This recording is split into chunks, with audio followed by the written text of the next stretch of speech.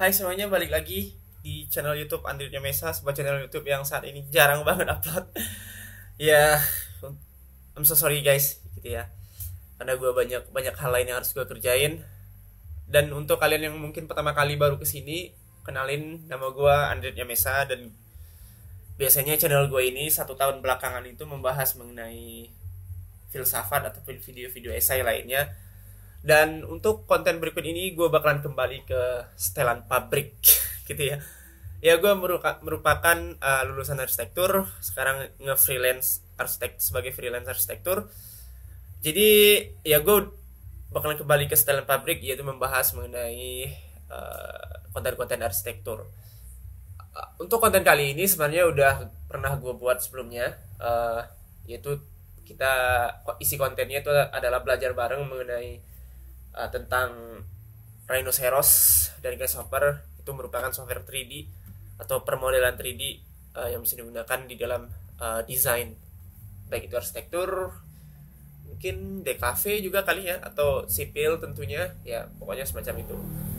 Dan kalau kalian mau lihat video-video gue sebelumnya, gue udah buatin playlistnya yang khusus video-videonya mengenai Rhinoceros dan Grasshopper ini. Ya tutorialnya, kalian bisa lihat playlist tersebut kalau kalian cuma pengen lihat gua sebagai tutorial ya, tutor untuk Rhinoceros dan Grasshopper gitu ya, seperti itu. Nah, untuk video kali ini kita di konten belajar bareng Rhinoceros dan Grasshopper kali ini kita bakalan membahas sebuah komponen yang bernama substrate di Grasshopper. Jadi let's go jump to workspace in Rhinoceros and Grasshopper.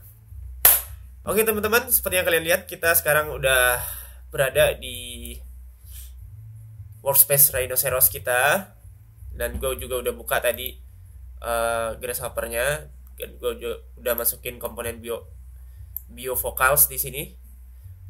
Dan di sini kalian juga bakalan lihat ada sebuah rectangle.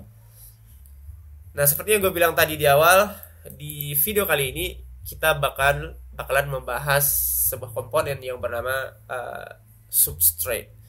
Nah, apa itu substrate? So, let we call substrate. Pertama-tama, substrate. Ya, kalian bisa ketik dengan cara klik 2 kali di kanvas Grasshopper kalian, ketik aja substrate ya, substrate. Nah, jadi sebelumnya apa itu substrate? Mari kita coba lihat apa itu definisinya ya. Nah, substrate, Grasshopper substrate tessellation. A random tessellation component named substrate is used to generate a bunch of straight line. Jadi generate a bunch of straight line, and then the rest of the definition tries to generate boundaries from them. Substrate is a simple graph algorithm which create intricate city like structure for Oke, berarti kalau kita coba lihat definisinya tadi, substrate kegunaannya adalah untuk mengenerate sekelompok straight line, tapi dalam bentuk intricate ya, tapi dalam bentuk acak ya, dengan dengan boundaries tertentu gitu ya. Nah, sekarang kalau kalian lihat di kanvas Grasshopper-nya, nah sekarang kalau kalian lihat di kanvas Grasshopper gua saat ini, gua udah punya komponen substrate di sini, dan ada 1, 2, 3, 4, 5 input yang sebenarnya nggak dibutuhkan juga sih, yang disediakan ya oleh substrate. Yang pertama itu adalah border for substrate. Jadi ya, border adalah batasannya gitu ya. Nah, untuk ini kalian bisa menggunakan kurva ya. Kalian bisa lihat ada logo kurva juga di situ. Kalian bisa menggunakan komponen kurva dengan klik 2 kali di sini, ketik aja curve. Nah, ya guna rectangle yang udah gue buat tadi sebelumnya adalah itu. So, kita bisa langsung input rectangle ini ke dalam komponen kurva dengan cara klik kanan, set one curve, and oke. Sekarang kalau udah hijau kayak gini tuh artinya rectangle kita udah masuk ke dalam Grasshopper. Nah, sebelumnya gue bakalan internalize data dulu, jadi supaya gue bisa hapus rectangle-nya. Oke. Gue bakalan input curve ini ke border. Nah, kalau kalian lihat sebelumnya ini kosong ya. Nah, gue bakalan input. Nah, sekarang kalian bakalan melihat a bunch of straight line, tapi dalam bentuk intricate atau acak gitu ya, atau intricate itu semeraut ya, semeraut gitu. Nah, ya kira-kira seperti itu. Nah, inilah yang dihasilkan oleh substrate. Ya ini biasa digunakan untuk, mungkin bisa kalian membuat kata definisinya tadi ya, create intricate city ya, pola kota ya, atau segala macam dengan tentunya secara parametrik. Atau ini juga bisa kalian buat untuk membuat sebuah fasad dan lain semacamnya ya, pokoknya ya berguna untuk arsitektur parametrik substrate. Oke, lanjut. Sekarang border udah ada. Sekarang di sini ada count. Nah, count ini adalah number of line in substrate. Jadi jumlah dari garis-garis ini. Nah, secara default itu adalah 100. Untuk mengubahnya, kalian pengen ubah misalnya, kalian bisa masukin number slider di sini dengan cara klik 2 kali di kanvas Grasshopper kalian. 0 sampai mungkin ya, sampai 100 kira-kira seperti itu mungkin. Nah, BTW titik 2 kali di number slider itu artinya 0 sampai ya, artinya sampai. Jadi kalau kita bahasakan ini artinya 0.2 100 ini, 0.100 ini artinya 0 sampai ke 100. Oke. Sekarang gua masukin, kalau countnya 0 ya number lainnya nggak ada gitu ya. Nah, kalau 1 seperti itu. Nah, ini bisa kalian buat sesuka hati kalian. Mungkin gua letakin ini di angka 63 ya. Oke, count udah. Kemudian ada input angle sini. Angle kalian tahu ya, sudut dari straight line-nya. Ya, kalau berbicara sudut kalian perlu komponen radians. Panggil komponen radians. Kemudian masukin number slider 0 sampai 360 mungkin. Gua masukin ini ke sini dan input ini ke angle. Nah, kalau angle-nya 0 ya kalian bisa lihat garisnya bakalan tegak lurus dengan diagram Cartesiusnya gitu ya. Nah, kalau kita menggeser number slidernya, artinya merubah sudutnya, kalian bisa lihat bakalan ada perubahan sudut di sini, nah perputaran gitu ya. Oke, gue mungkin bakalan di sini. Input kelima adalah deviation atau deviasi. Deviasi ini adalah, kalau bisa kita artikan adalah penyimpangan kali ya, penyimpangan dari garis-garis ini, atau ya memvariasikan dari garis-garis ini. Jadi garis-garis ini kan kayaknya teratur banget ya. Deviasi ini bahkan melakukan penyimpangan di beberapa garis. Nah, dia juga menggunakan komponen radians di sini. Jadi kita tinggal copy ini. Cara mengcopy di sini gampang banget teman-teman. Kalian bisa drag 2 ini, seleksi, kemudian tekan ALT pada keyboard. Kemudian klik dulu, kemudian tekan ALT, kemudian geser ke bawah. Nah kemudian gue bakalan set ini ke 0 dulu. Nah, kalau deviasinya 0, kalian bisa lihat tidak ada perubahan gitu ya. Nah, jika seandainya ini gua geser, kalian bakal melihat bahwa akan ada penyimpangan ya dari garis-garisnya. Ya, deviasi itu kan di ilmu sosial artinya penyimpangan gitu ya. Akan terjadi sebuah ya garis yang tadi itu enggak yang lurus-lurus saja, mulai berbelok-belok dikit kalau kita tambahin deviasinya gitu ya. Nah, kira-kira fungsi deviasi adalah seperti itu.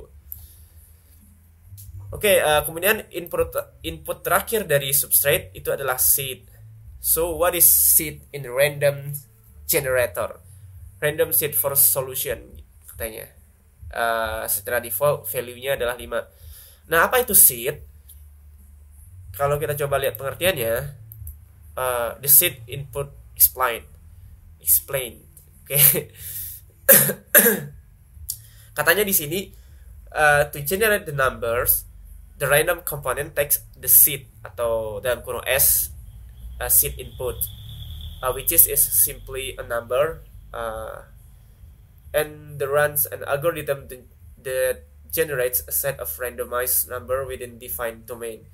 The seed is a strike point, hence the name.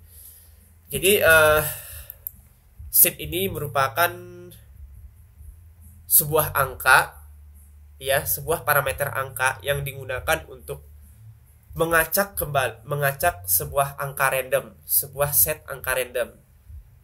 Ya, kira-kira begitu. Misalnya kalian punya 1 sampai 10. Nah, seed ini bakalan mengacak 1 sampai 10 itu.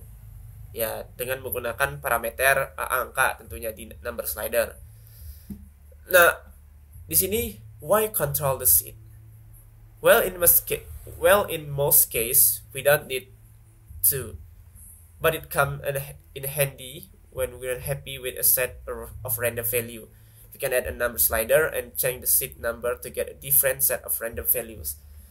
Oke, kenapa seed harus diinput gitu ya? Ya sebenarnya ini nggak harus juga untuk diinput, tapi ya kenapa ya? Biasanya dikatakan di sini di beberapa kasus, di banyak kasus memang seed ini tidak perlu untuk diubah, tapi kadang-kadang kita juga sedikit nggak puas ya dengan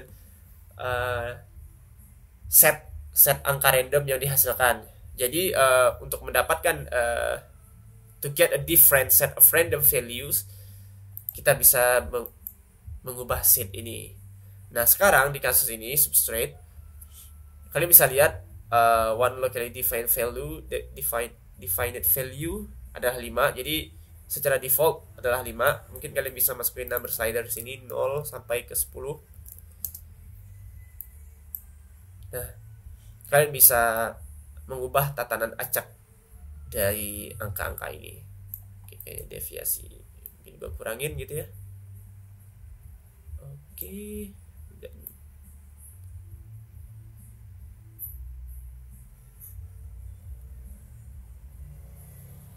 Oke, seperti ini. Nah, saya udah lengkap. Ya kira-kira fungsi substrate ya itu aja sih sebenarnya ya. Substrate ini adalah untuk membuat atau mengenerate a bunch of straight line dalam bentuk intricate, dalam bentuk semerawut ya. Nah, substrate ini tentunya bisa kita kombinasikan. Sekarang gue bakalan kombinasiin. Gue bakalan extrude garis-garis ini ke atas dengan bentuk atau dengan besaran yang random juga. Nah, sekarang untuk itu gue perlu ubah ini menjadi surface dulu. Jadi setiap strike atau setiap substrate ini bakalan ada surface-nya sendiri. Caranya gue bakalan ubah curve ini dulu menjadi surface. Caranya kalian bisa ketik boundary surface. Nah, sekarang kalian lihat kita udah punya surface atau permukaan dalam bentuk rectangle, dalam bentuk persegi gitu ya. Nah, sekarang kalau gue extrude langsung, misalnya nih gue extrude langsung ya 20.000 misalnya. Ya yang ke extrude adalah si rectangle-nya. Sekarang gue nggak mau itu gitu ya. Gue mau yang ke extrude itu adalah fragmen-fragmen ini. Jadi potongan-potongan yang dihasilkan dari straight line ini. Nah, caranya gue perlu memotong surface ini, membagi surface yang berbentuk rectangle ini dengan menggunakan substrate ini. Caranya kita bisa menggunakan split surface. Surface split, kebalik gue. Surface split. Oke, surface split. Nah, surface split itu membutuhkan dua input. Yang pertama surface, tentunya surface yang mau kalian split, ya kita masukin surface, dan curve, splitting curve, jadi ya kurva pembaginya gitu ya. Nah, kurva pembaginya tentunya adalah garis-garis ini. Nah, bisa kalian lihat yang berwarna hijau ya, kita bisa masukin dan boom. Nah, sekarang kalian bakalan lihat hasilnya bahwa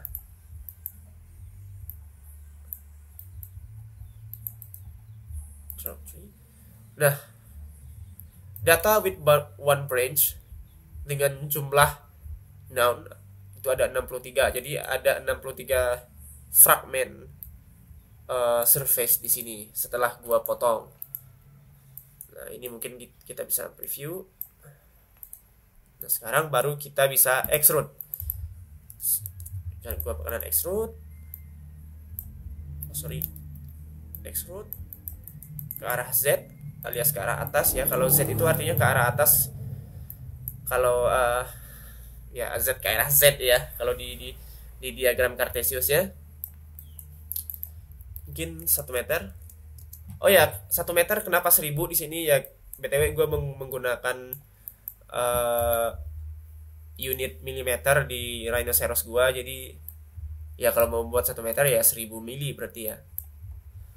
Nah, sekarang kalian lihat bakalan ke extrude ya, masing-masing straight line atau masing-masing fragmennya, masing-masing fragmennya. Nah, sekarang masalahnya kan ini angkanya sama gitu. Hasil extrudingnya itu sama gitu. Maksudnya gue pengen extrude-nya itu bervariasi juga, extrude-nya random juga. Jadi ada yang lebih tinggi, ada yang lebih rendah, ada yang sedang dan segala macam, ada yang paling rendah, ada yang paling tinggi gitu ya. Biar lebih bervariatif, biar lebih variatif dan parametrik gitu ya. Nah, karena itu gue nggak bisa masukin angka satu angka di sini. Artinya gue perlu angka random juga supaya hasil extrude yang dihasilkan juga random. Nah, caranya di sini kalian bisa menggunakan yang namanya komponen random. Ya, yang ini nih. Generate a list of pseudo random numbers. Oke, di dalam random kalian bisa lihat ada 3 input di sini. Yang pertama itu ada range, yang kedua ada number, yang ketiga ada seed. Ya, seed kita udah tahu apa itu sebelumnya karena kita juga udah belajar. Ya, seed adalah sebuah parameter. Parameternya kalau di Grasshopper berbentuk angka juga yang digunakan untuk mengacak a set of random value ya. Jadi ya gitu. Mengubah tatanan acak dari sebuah angka acak. Nah, gitu kira-kira. Nah, kalau range ya, kalau bicara soal range kita pasti bakalan ngomongin domain di sini. Jadi domain of random numeric range. Maksudnya kalau kita merujuk ke kasus ini, extrude itu mau dari berapa ke berapa katanya si range ini. Maksudnya dari 500 mm misalnya dari 500 mm ke 1000 mm misalnya gitu ya. Nah, itu adalah range. Nah, kalau number itu number of random value. Jadi jumlah yang mau kita acak gitu ya. Ya, kalau jumlah yang mau kita acak tentu adalah jumlah dari fragmen ini. Oke, kira-kira seperti itu. Oke, nah pertama-tama kita butuh range di sini. Artinya kalau butuh range, kita bakalan membutuhkan domain. Cara membuat domain di sini, ya construct domain. Kalian bisa ketik construct domain di sini. Di sini ada 2 input juga, ada domain start dan domain end. Jadi awal dan akhir. Nah, karena gue pengennya extruding hasil extrude itu tingginya 500 sampai ke 1000 mm. Ya, gue masukin 500 di domain start 500 dan domain end itu 1000. Artinya yang bakalan diacak adalah angka dari 500 sampai ke 1000 oleh si random ini. Nah, sekarang gue bakal masukin domain ini ke range. Kemudian Number seperti yang gue bilang tadi adalah uh, jumlah dari fragmen yang bakalan kita randomkan gitu ya. Nah, di sini untuk mengetahui jumlahnya kalian bisa masukin list length. Kalau kalian lihat di sini kan bakalan ini ya, yang muncul adalah datanya berupa keterangan trim surface ya gitu ya. Nah, kalau kalian input ini ke list length, kalian bakalan mengetahui jumlah dari list tersebut. Kalau kita masukin panel di sini, kalian bakalan lihat ada 63 data. Nah, angka ini bakalan kita input ke range.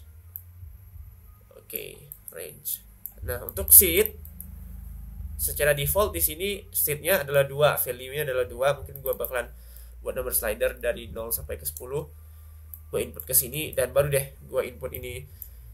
Nah, set of dari data random ini, list of random ini ya bakalan gua input ke sini. Nah, kalian bisa lihat hasilnya. Hasil extrude-nya bakalan bervariasi. Variasinya dari 500 sampai ke 1000. Mungkin gue bakalan custom preview biar lebih kelihatan. Custom preview di sini.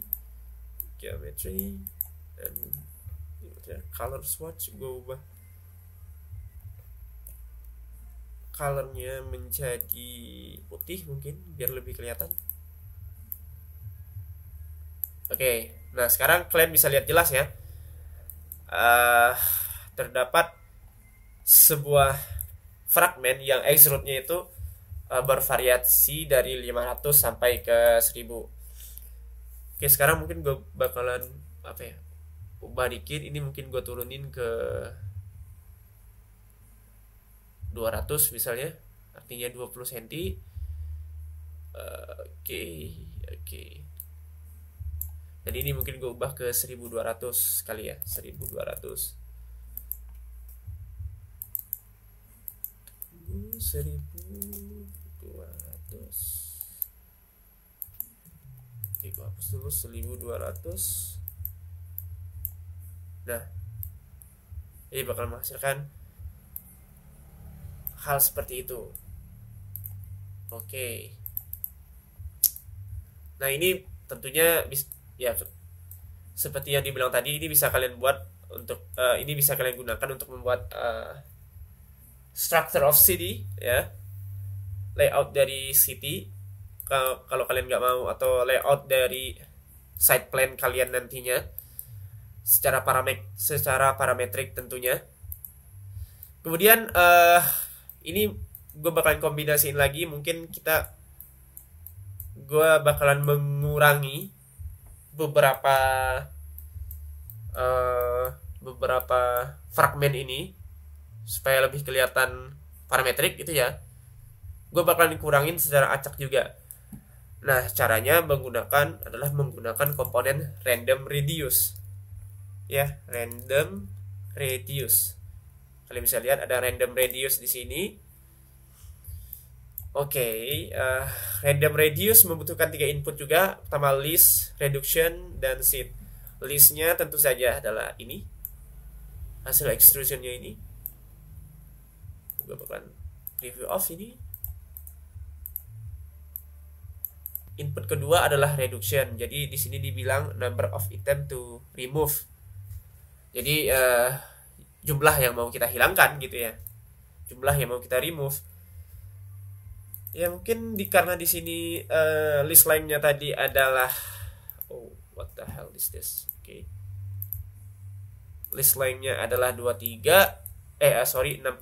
Gue bakal masukin number slider 0 sampai ke 63. Ya kalau reductionnya 0 ya nggak ada yang hilang juga gitu ya. Kalau kalian tambahin 1 misalnya, nah kalian bisa lihat perubahan, bakalan ada yang hilang 2 gitu ya. Nah, oke. Mungkin gue bakalan hilangin sebanyak 20 deh. Oke. Set sama seperti sebelumnya, mengubah tatanan acak dari sebuah set of random value. Di sini secara default value-nya 1, gue mungkin masukin 0 number slider ke 0 sampai 10 di sini. Oke. Nah, seperti ini mungkin.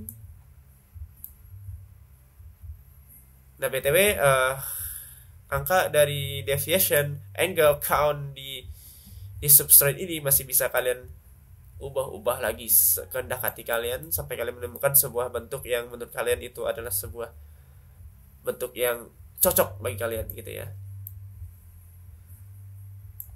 Oke, mungkin kira-kira seperti itu. List ini gue masuk geometri dan ini. Nah, ini adalah hasil akhir dari usaha kita tadi gitu ya. Oke.